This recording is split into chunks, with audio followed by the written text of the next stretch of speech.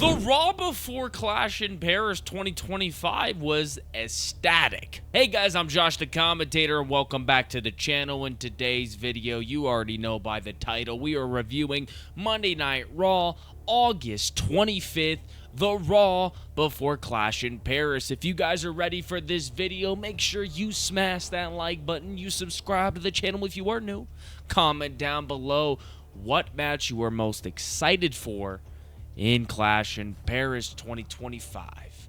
Without further interruptions, though, we're going to get right into this video. Let's go. Roman Reigns started off tonight's segment talking about how he has nothing anymore. Even though he has Jey Uso, sometimes he doesn't have his bloodline like he used to 5 years ago.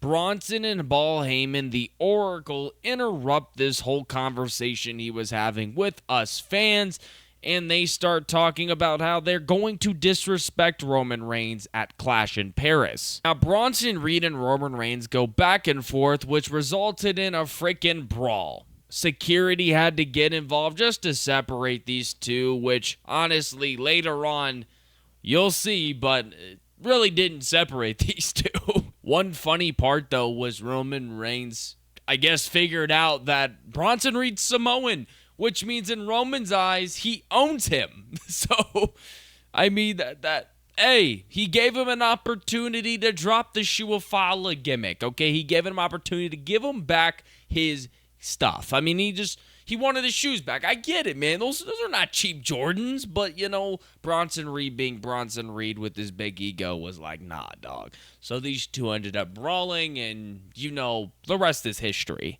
What a match this will be at Clash in Paris. I'm excited for it. I think it's a underrated match on the card. I know we have Roman Reigns, one of the biggest wrestlers we have in today's wrestling, and, you know, going up against someone like Bronson Reed, who's not really a big staple name. He has made a name for himself with the Tribal Thief gimmick as well as the Shuafala gimmick, but, you know, he hasn't really had a huge match. I mean, this is probably his biggest match. Even though he did have something at SummerSlam, I do think this is a bigger match for him because he gets that one-on-one competition where it's just about him and about Roman Reigns, right? So I think this is an opportunity for Bronson Reed to make a name for himself. I mean, for Roman Reigns, this doesn't mean too much, but I do think Roman will win this match, but we're going to get into a predictions later on this week. Stay tuned for that. The first match of the night, though, was JD McDonough, one half of the World Tag Team Champions, go one-on-one with Dragon Lee, LWO's very own. Honestly, I really enjoyed this match. The match started off with Finn Balor being escorted by the referee to the back because, you know, he got really antsy and, you know, kind of got himself disqualified from the match or removed from the match or banned from ringside, basically. That's what happened. Crowd loved this match, though. The match was fun overall, both competitors putting on a show. JD always has been a great wrestler in the ring, so is Dragon Lee. So I knew this match would have been definitely a banger. I know a lot of people don't know a lot about JD McDonough, but the dude's a real talent in the ring. He just doesn't really get, you know, put in the right storylines for himself. It's more for the Judgment Day, so you don't really get to see JD by himself.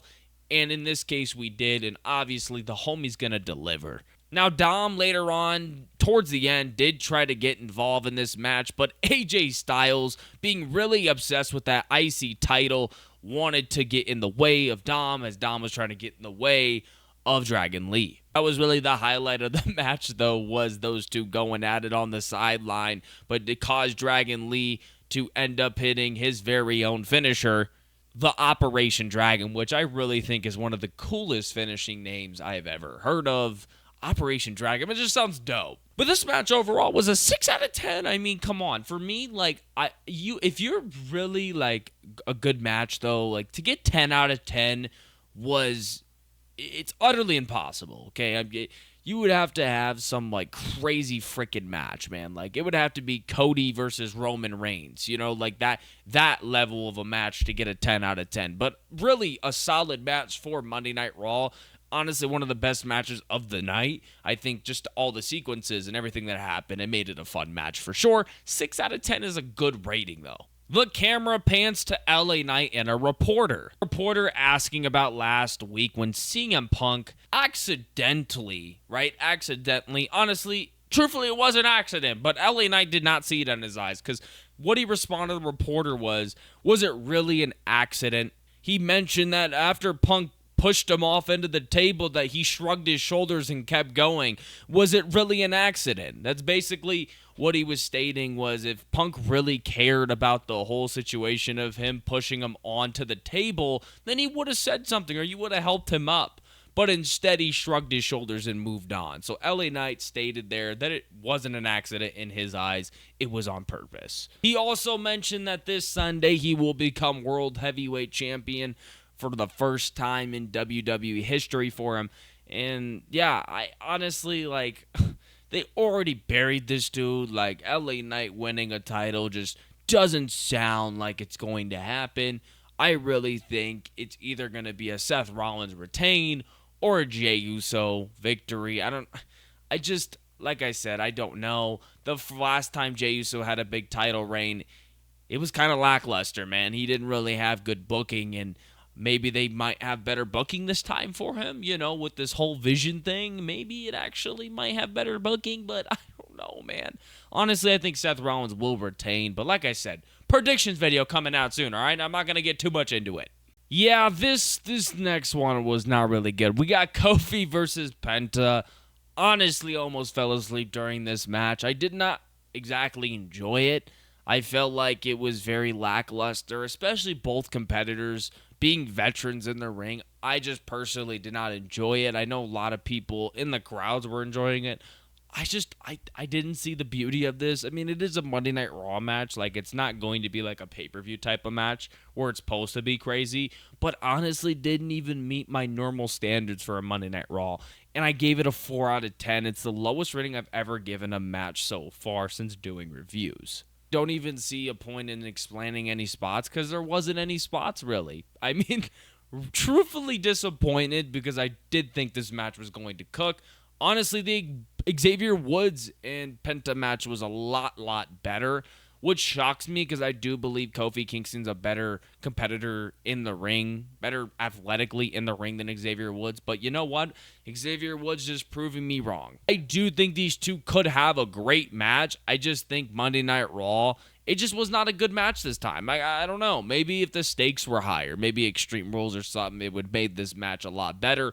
But obviously, it's a Monday Night Raw match, and it was just a quick filler match, to be honest. Like I said, as much as the crowd delivered in every single moment of Monday Night Raw tonight, it just didn't help it. Camera pans to Io Sky and Rhea Ripley. Io Sky mentions to Rhea that she's very thankful for what she did last week in aiding her of Roxanne Perez and Raquel Rodriguez beating the hell out of Io. But she also mentioned that she doesn't want to get too close to Rhea. She actually wants to back away from their friendship because it's kind of getting in the way of the Kabuki Warriors relationship, where Io Sky calls the Kabuki Warriors family. Rhea responds with, "Okay, that's all right. Don't worry about it. I'm not upset." And they move on. They hug it out. And, somebody in the background was watching. Asuka was watching it, actually, to be exact. And she wasn't too happy. She felt like that conversation wasn't what wanted it to be, I guess. I mean, she can't hear the conversation. But judging off the hug and how huggy it was, Asuka was not too happy about it and felt like she wasn't going to back off, if that makes sense at all. But there's more about that later on in the show. Another segment for Stephanie Vaquer and Adam Pearce. Adam Pearce stating to Stephanie that she is the #1 contender for the World Heavyweight Championship, Women's World Heavyweight Championship to be exact, and that she will get her opportunity against an opponent. Adam Pearce is actually finalizing it, so we will be seeing a match from Stephanie Vaquer very soon for the World Heavyweight Championship, which I do believe she's going to win that match no matter who it is, but I just don't know who it is against. And honestly, I hope it's a fun match to watch. I'm really excited for the day Naomi comes back, though, because I do think her as a heel was actually fantastic. I mean, come on, proceed with caution. Am I right, people? Becky Lynch has a segment in the center of the ring, and she kind of says that the place that she's in is a dump.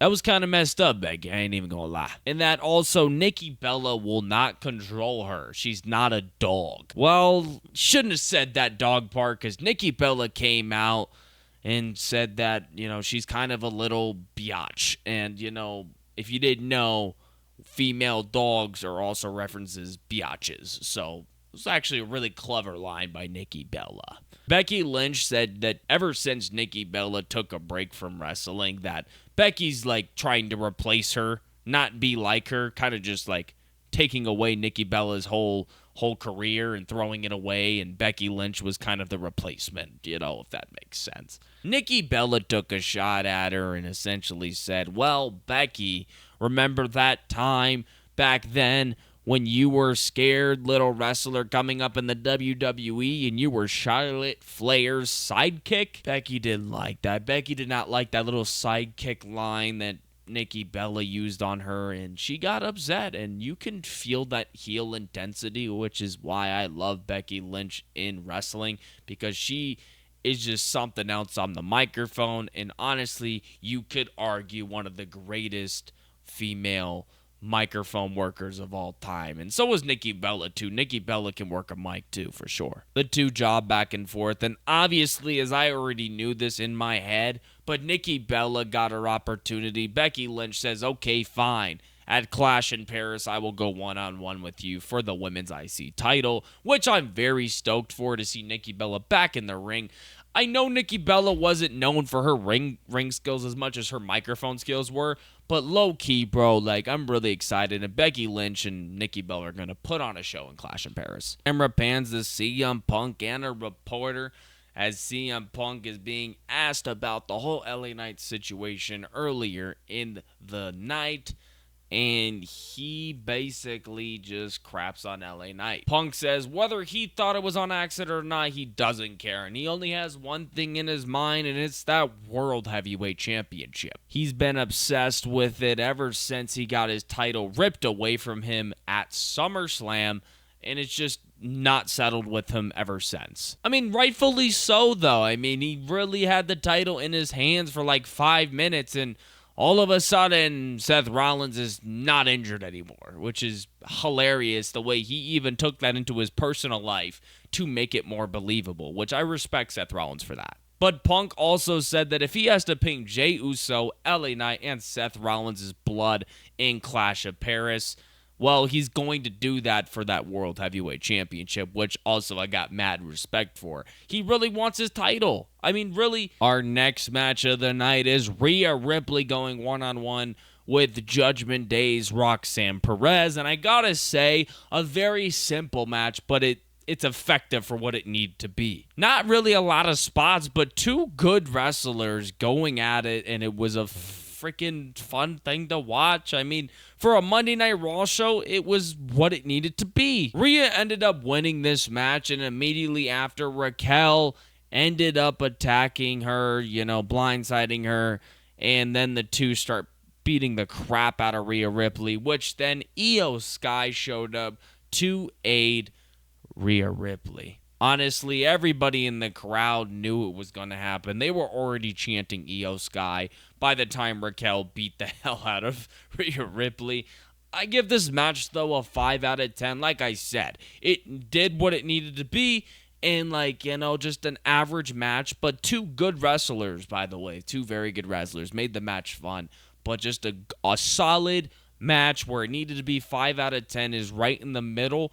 Perfect for me. I enjoyed the match a lot. The camera pans backstage where Seth Rollins is having a pep talk with Bronson Reed and Braun Breaker. First, he has one with Bronson Reed, saying that Bronson Reed will crush Roman Reigns at Clash in Paris, and letting him know that he's going to do it in fashion. The camera pans backstage where Seth Rollins is talking to both of his guys, Bronson Reed and Braun Breaker.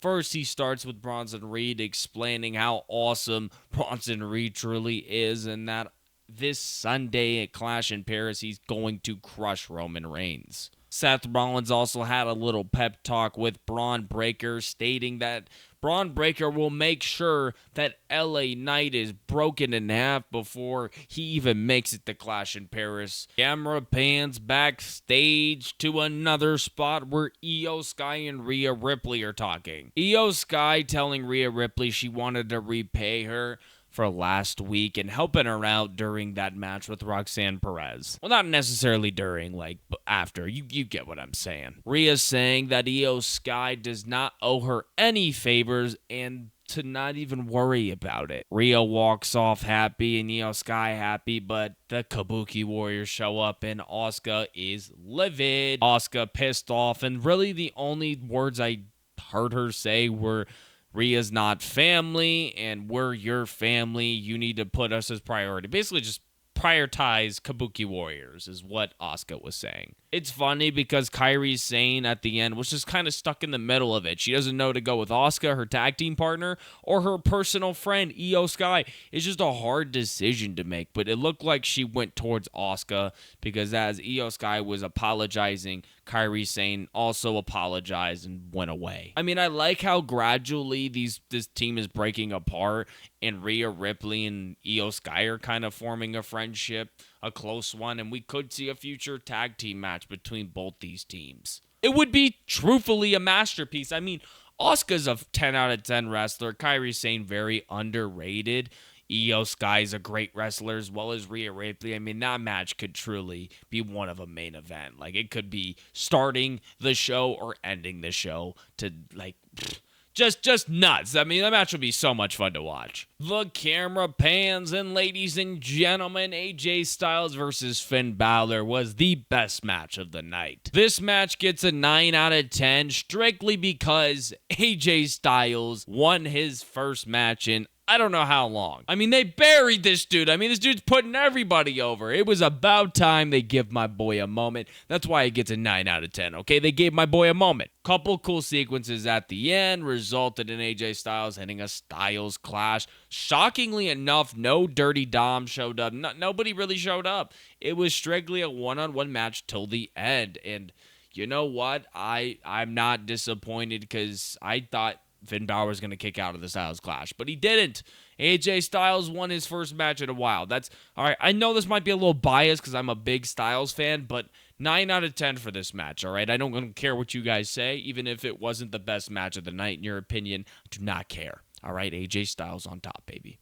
Camera pans then to Roman Reigns and Jey Uso backstage, where Jey Uso talking about how he's going to try to help Roman Reigns defeat Bronson Reed at Clash in Paris because he believes that Reigns will be outnumbered, which he probably will. Roman stated that Jey needs to stop worrying about helping people and really focus on himself, meaning in the nicest way possible, do you, Jey? I mean, Jey has one of the biggest matches of his career yet again, and he's worried about other situations. Roman basically putting him in his mindset into what matters most, and that is that World Heavyweight Championship. Shout out Roman for being a real G for that one. Roman says he's got Bronson Reed, bro, and I believe it. I really, truly believe it. And like I said, that match will be fun. Bronson Reed has the opportunity to make a name for himself. The camera pans to Lyra Valkyria and Adam Pearce.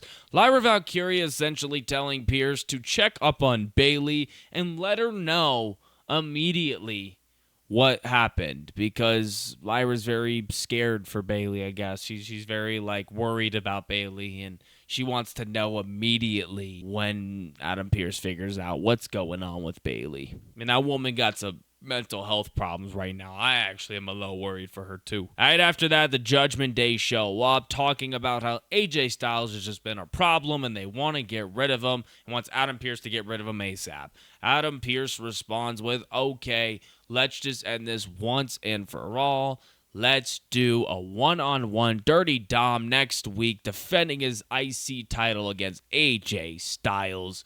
Boom, bam, the match is official. You guessed it, the camera pans again, this time backstage, where Braun Breaker's getting ready to make his way out there for the main event. He is accompanied by Bronson Reed and the Oracle Paul Heyman. And, things break loose immediately because the camera also pans to Roman Reigns just throwing Braun Breaker into a freaking case, some sort of case, or some sort of storage unit thing. I don't know what it was. I forgot, honestly, guys. But he's just beating the hell out of Bron Breakker, and then he beats the hell out of Bronson Reed, which causes a security group to escort both Bronson Reed and Roman Reigns off the arena. Right after that, as soon as those guys get escorted out, well, LA Knight says, let's start the match early, and they start brawling. Bron Breakker and LA Knight start off very early, but LA Knight just beating the hell out of Bron Breakker while he has the opportunity, throwing him around,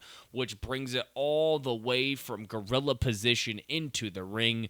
And our main event starts, LA Knight versus Bron Breakker. This match was fun. These two competitors went out there on a Monday Night Raw main event and proved to everybody why they are in WWE. And I gotta be honest, I know that AJ Styles got a 9 out of 10. This almost made it 9 out of 10 as well. It fell short with an 8 out of 10, but still was a freaking banger. The crowd was with it, and I was with it in my seat, vibing with it. I mean, it was a fun match, man. There was a lot of stuff happening. Towards the end of the match, though, Seth freaking Rollins gets intervened as soon as LA Knight had the match in the bag. It pissed me off because I really wanted LA Knight to get a victory there, but unfortunately he didn't, because Seth Rollins made LA Knight chase him on the outside, which gave Bron Breakker enough time to hit a nasty spear on the outside, bring LA Knight back into the ring, and pin him 1, 2, 3. Bron Breakker defeats LA Knight. But that's not all, because immediately after, Seth freaking Rollins decides, hey, I'm going to beat the hell out of you and make sure you don't make it to Sunday, which resulted, I'm running out of breath, but it resulted Jey Uso to come out in the aid, not really in the aid, but just trying to make the odds even, and then Seth Rollins and Bron Breakker beat the hell out of Jey Uso. But then right after that, CM Punk comes out, and CM Punk beats the hell out of Seth Rollins and Bron Breakker. Pretty cool, actually. I really thought Seth Rollins and Bron Breakker were going to stand tall tonight, but they got their beat. But Punk and LA Knight got into an argument, obviously, from all the controversy happening with them two. CM Punk tried to hit LA Knight with a GTS when he least expected it. LA Knight got out of it, but was caught with a Jey Uso super kick. Now, CM Punk and Jey Uso, center of the ring, looking at each other. Kind of weirdly, almost. I knew somebody was about to turn on the other, because you knew this friendship wasn't going to last because of this world championship they had their eyes both set on. Well, I didn't expect it, but Jey Uso super kicking CM Punk, center of the ring. He's entered his final freaking aura moment. I mean, homie, the crowd was electric. It was ecstatic. I mean, just insane how Jey Uso just said, you know what, bro, it's time to worry about me. Just like Roman said, worry about you, Jey Uso. You got this, man. This Sunday was Jey Uso's time to shine. But there you have it, guys. August 25th, Raw review, recap, whatever you want to call it. If you guys enjoyed this video, want to see more, make sure you smash that like button and you subscribe to the channel if you are new. Comment down below what was your favorite match of the night, what was your favorite segment of the night, and I'll catch you guys in the next banger. See you guys tomorrow. Peace out.